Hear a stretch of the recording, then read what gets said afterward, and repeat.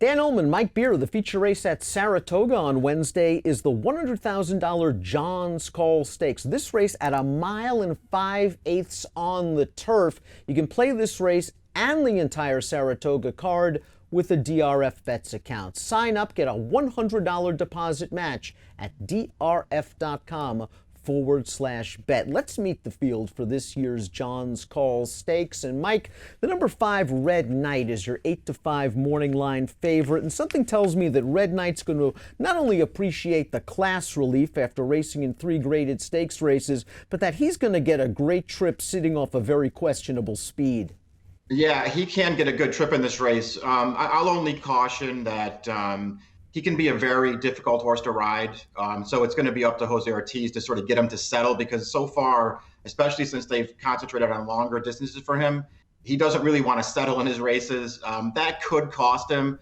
At the end of the day, he's got the class lines to just be the horse to beat in this race. He didn't run great last time in the Bowling Green when he finished last, but prior to that, he may have run the best race in both the Belmont Gold Cup and the Elkhorn and could have 2 graded stakes wins on the way into this. You're right. He pulls very hard in the early portion of the race, but as Timeform US indicates on their pace projector, he might get a great trip. And let's talk about the speed. A gigantic price, ProQuester, who was beaten in a condition claimer last time out.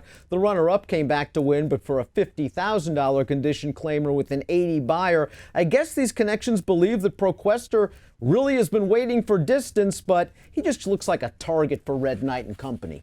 Yeah, he looks, he's what's known as filler in this race. Nakamura, the 6, is going to scratch in this race after coming up with a nice performance over the weekend at Saratoga to make it 3 in a row for Graham Motion. So we'll move on to the class-dropping number 1 Highland Sky, and Highland Sky needs this class relief. He's been in 7 consecutive graded stakes races, has been double-digit odds in every single one of those starts, and hasn't been able to get to the winner's circle. The last time he was out of the graded stakes ranks, well, he was a winner with a 103 buyer speed figure. So he gets the class relief. I think this distance is no sweat at all for Highland Sky. Timeform US has him coming from dead last. Yeah, he'll be way at the back of the pack because he has no speed. So we'll see if he can get the right trip. I agree with you. I think the distance should be fine for him. Certainly, getting out of graded stakes races helps this horse, who is, I want to say, 2 for his last 17, Dan, since he ran a great second as a 3-year-old in the Belmont Derby. Both of his wins since then in allowance races. This is a better spot for him, but it's not like there aren't 2 other horses in here who are pretty good.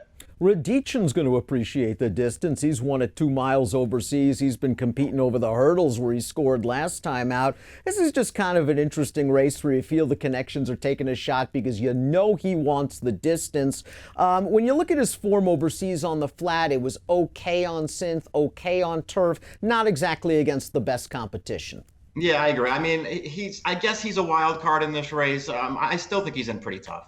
Turco Bravo's an MTO in this race, so we'll take a look at our top selection in here, and he is trained by Todd Pletcher. His name is Pillar Mountain. Now, Pillar Mountain got a very fast pace last time out at that 1 3/8 distance, but I just love the way he swung 5-6 wide into the stretch and then just rolled them down very, very easily. The 6th place horse coming back to finish second with a 93 buyer speed figure. The pace scenario may not be the same here, but isn't there a possibility that this is just going to be a bunched up field and it goes to whoever can kick hardest in the lane? Yeah, there is that chance. He's going to have to improve, I think. If Red Knight especially shows up with his best race, this horse will have to take a small step forward. But I like both of his last 2 starts, Dan. I thought he ran really well 2 back even, and that was even a faster pace than the one he got last time. But he had to come up the inside. I gave him extra credit for getting it done there. He won very easily last time. And he ran great up here last summer over soft turf, a race where he made 2 different moves into a pretty quick pace that day. I don't know. I think he's got a lot of upside. I think this is a good spot for him. Yeah, I agree about the upside. He is a relatively lightly raced 4-year-old. We've probably seen the best from horses like Highland Sky and Red Knight. Not so sure yet about Pillar Mountain. I went 4-1-5. Where'd you head? Yeah, just 4. To me, it was 4-5 and maybe a little bit of 1. I thought like the 4 and the 5 were the right 2 horses in here. We'll see if Pillar Mountain can take the step up into the stakes ranks and make it a success in the $100,000 John's Call on Wednesday. Bet it with a DRF Bets account and your $100 deposit match, courtesy of DRF Bets. Learn more at drf.com/bet. An approximate post time for the John's Call, 2:26 Eastern. Good luck.